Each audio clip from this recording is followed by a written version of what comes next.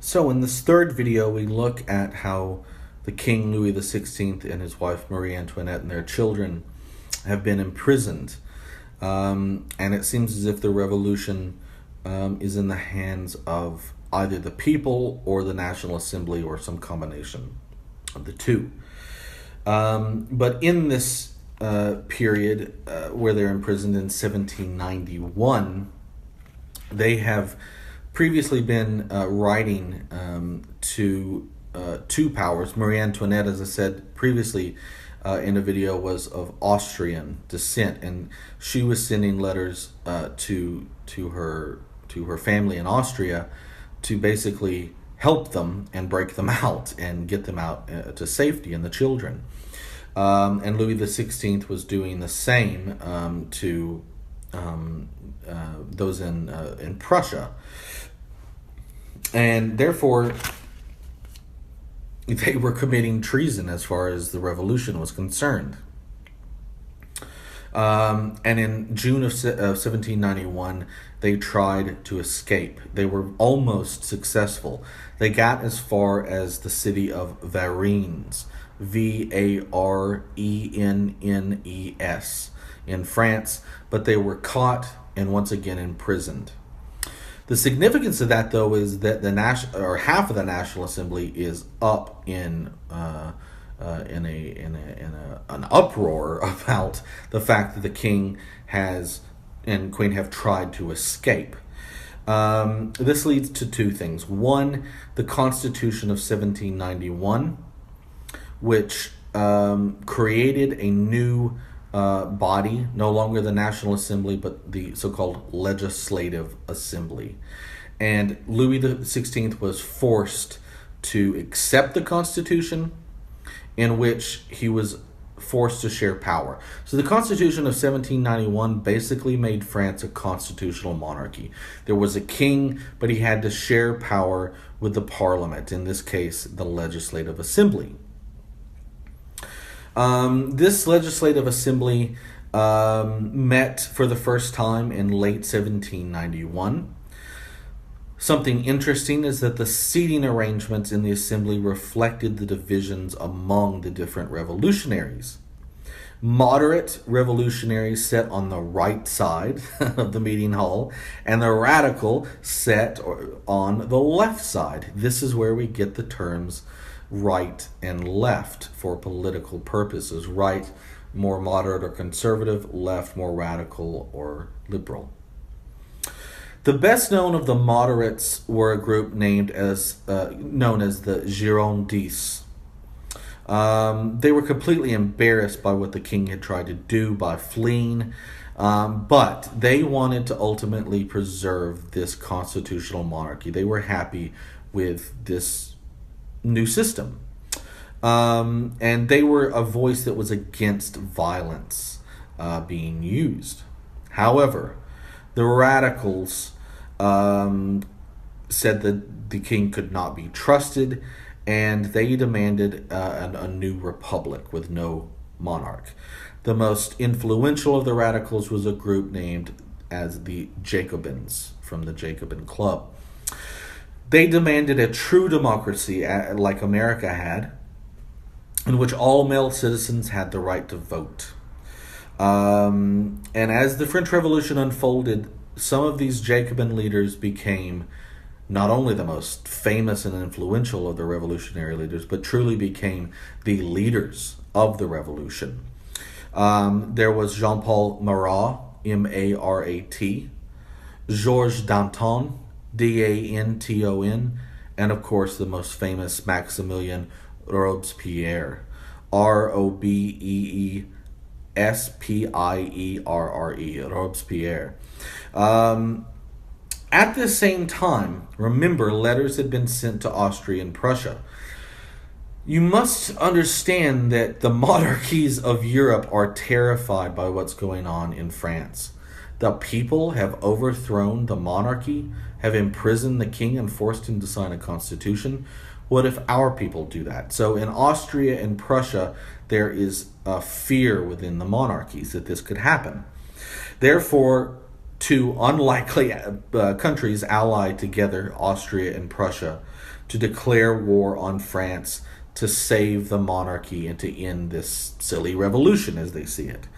And so France then basically preemptively declares war on Austria in 1792. So by 1792, revolutionary France is at war with Austria and Prussia. As you can imagine, the French have no... Remember, most nobles, which by this point have either been killed by peasants, have left, or have their tail between their legs, those were the officers of the army.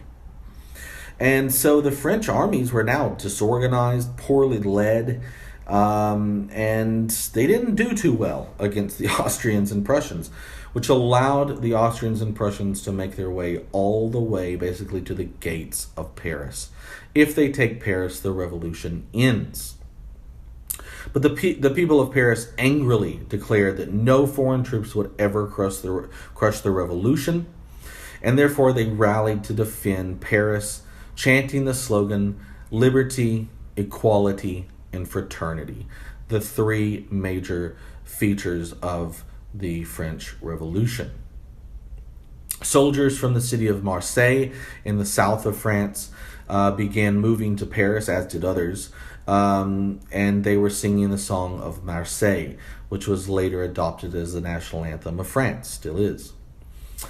In September of 1792, revolutionary armies forced the invaders to retreat from France. There was a great battle, the Battle of Valmy in 1792, in which the Austrians and Prussians, professional armies, were defeated by largely a national army of French citizens who got together but refused to let these invaders end their revolution. They won a great battle at Valmy, Valmy. This, though, created a greater opportunity for the more radical revolutionaries, because now, after this war with Austria and Prussia, once again, the people had used everything to fight, including all of the food that they had, and so food shortages were rampant throughout France, and the prices of food hiked. So radical revolutionaries like the Jacobins now began to take center stage in the Legislative Assembly. Ultimately, the radicals took over Paris, and they marched to where the king and his wife and family were. They attacked the palace, and the king and queen fled to the Legislative Assembly, hoping for some kind of protection under the Constitution. But the radicals then seized control of the Legislative Assembly. So, by the end of 1792 or late 1792, the Jacobins had not only taken over the Legislative Assembly, but they had taken the king completely out of the equation. He was no longer a king, and he was imprisoned. This led to the call for a national convention. A national convention which would ultimately vote to abolish the monarchy and make France a republic, what the radicals wanted all along. And the convention had decided to do with the king what they will. Ultimately, they used the letters that they had found between Louis XVI and his wife, Marie Antoinette, and the Austrians and Prussians as reason for treason. They put them on trial, and they sentenced them to death. January 21st, 1793, Louis XVI of France was put to the guillotine. His last words were, "People, I die innocent." His head was chopped off, and only some months later, in October of 1793, his wife, Marie Antoinette, was also guillotined, ending forever the monarchy of, well, not forever, but for the time being, of the Bourbon dynasty. Then things went crazy. The radicals were in control, and Maximilien Robespierre became the ultimate figure of the revolution. This led to a period known as the Reign of Terror. So as things became more radical, more harsh laws were imposed on anyone that Robespierre or his council decided were speaking against the revolution, doing something against the revolution. And so nobles, clergy, food speculators, Girondists, the conservatives, even other Jacobins and commoners were killed for anything that was suspect of anti-revolution. And during the Reign of Terror, some 37,000 people were guillotined. This guillotine was usually the same guillotine in Paris, and it was sort of moved around Paris, just completely bloodstained, as the symbol of the revolution. Well, that was a bit terrifying. And the people sort of stood with Robespierre up until a point when his best friend Danton, as I said, another one of the major players, was seen to be too conservative for Robespierre, and Robespierre had him put to death by guillotine in the year 1794. And as the saying goes, quote, "The revolution devours its own children," end quote. After that, Robespierre was a target, and now most people of the revolution had gotten their sort of bloodlust, and now they were after Robespierre. Robespierre was captured. Again, he had become basically the dictator of revolutionary France. And he was wounded terribly. He even tried to commit suicide during his roundup. But they sort of threw him in a wheelbarrow, taped up the side of his jaw, which had a bullet through it, pushed him through the streets of Paris as he was sort of bleeding to death, and threw him onto the guillotine for all to see. And he was killed in July of 1794. What comes after that is a conservative take on the revolution. So the revolution goes from the radical to the more conservative. And power goes to what was known as the Directory that ruled from 1795 until 1799. There was a new constitution, the Constitution of 1795, which established this Directory.